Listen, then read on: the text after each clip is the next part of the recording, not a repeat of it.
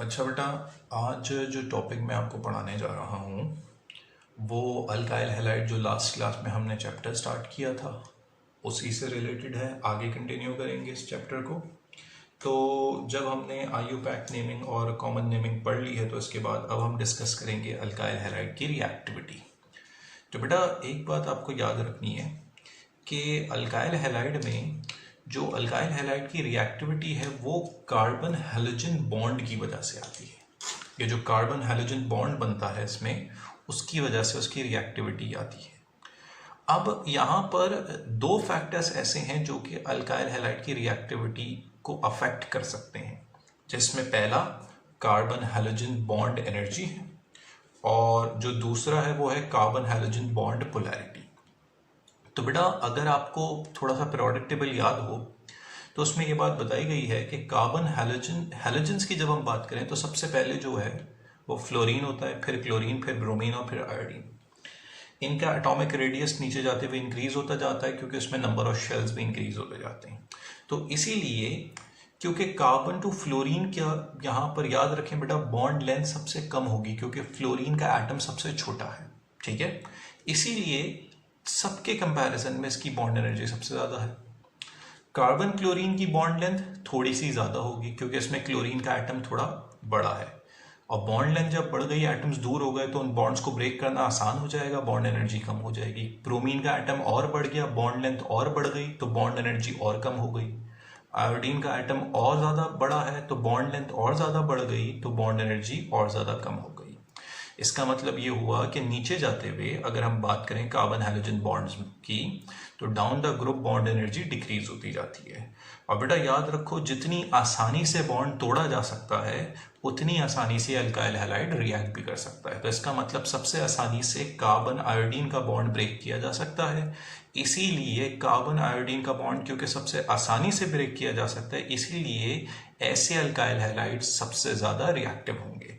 और carbon fluorine का bond क्योंकि सबसे मुश्किल से तोड़ा जा सकता है क्योंकि उसकी बॉन्ड एनर्जी सबसे ज़्यादा है, इसीलिए कार्बन फ्लोरीन वाले अल्काइल हैलाइड्स जो होंगे जिसमें कार्बन और फ्लोरीन के दरमियान बॉन्ड बना हुआ है ये लीस्ट रिएक्टिव होंगे, ठीक है। तो ऑर्डर ऑफ रिएक्टिविटी क्या होगा, सबसे पहले आर आई जो कि मोस्ट रिएक्टिव होगा, फिर आर बी आर जो कि उससे थोड़ा कम रिएक्टिव होगा, आर सी एल उससे और कम रिएक्टिव होगा, एंड आर एफ सबसे कम रिएक्टिव होगा। ये बात क्लियर हो गई। अच्छा, इसके बाद जो दूसरा फैक्टर है जो कि यहाँ पर अफेक्ट कर सकता है रिएक्टिविटी ऑफ अल्काइल हैलाइड, वो है बॉन्ड पोलैरिटी।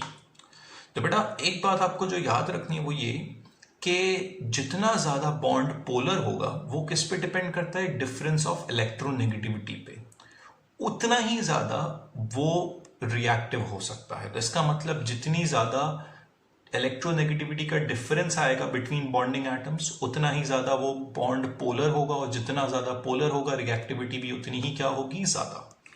तो अगर मैं कार्बन और फ्लोरीन के दरमियान इलेक्ट्रोनेगेटिविटी का डिफरेंस देखूं तो वो है 1.5, कार्बन क्लोरीन का देखूं तो वो सिर्फ 0.5 है, कार्बन ब्रोमीन का देखूं तो 0.3 और कार्बन आयोडीन का 0.0। इसका मतलब ये हुआ कि इन सब में सबसे ज्यादा जो पोलर बॉन्ड है वो है कार्बन फ्लोरीन।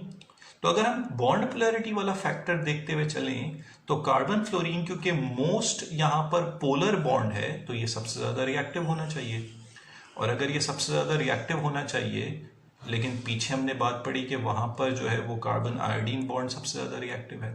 तो बेटा जब एक्सपेरिमेंट किए गए तो ये इस बात का अंदाज़ा हुआ कि कार्बन हैलोजन के दरमियान जो बॉन्ड है उसकी रिएक्टिविटी को जो सबसे ज़्यादा अफेक्ट करता है वो असल में बॉन्ड एनर्जी है, ना कि बॉन्ड पोलैरिटी।